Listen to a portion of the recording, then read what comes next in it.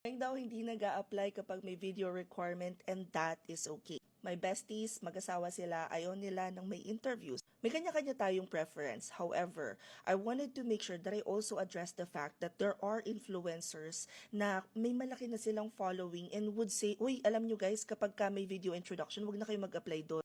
Imagine people influencing other people na kapag may ganitong requirement, wag na mag-apply. Paano kung doon pala sila magaling? And if I am not mistaken, I even saw somebody said kung sino pa yung may video introduction na requirement, sila pa yung mababa ang offer. This person even said pageant at trip ng may gusto ng requirements na pa-video and no auntie, kailangan ng mga nagre-require ng video introduction ay yung makita kung gaano kayo kaayos makipag-usap. So I want to make sure that we're clear dun sa part na marami ngayon, clients, direct clients, even platform like Upwork, highly recommends na mag-upload kayo ng videos.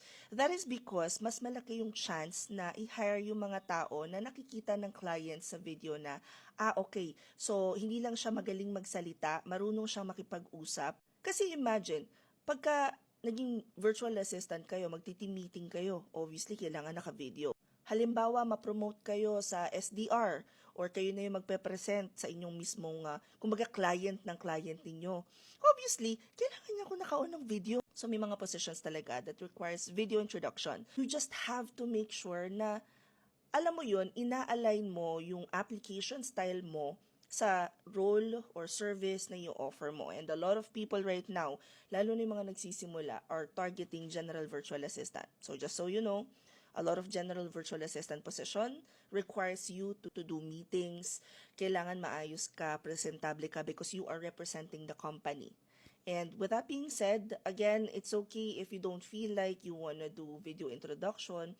However, on my previous video kung saan ako nag-reply, I said na itong requirements na to nung client, they want a video introduction. And hindi marunong or actually, you know what, hindi ko na isusugarcoat pa.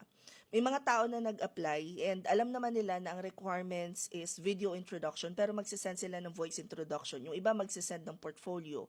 I even have somebody na ang inilink niya ay LBs, papakita ko sa inyo ha. Yan yung sinend niya, in-attach niya.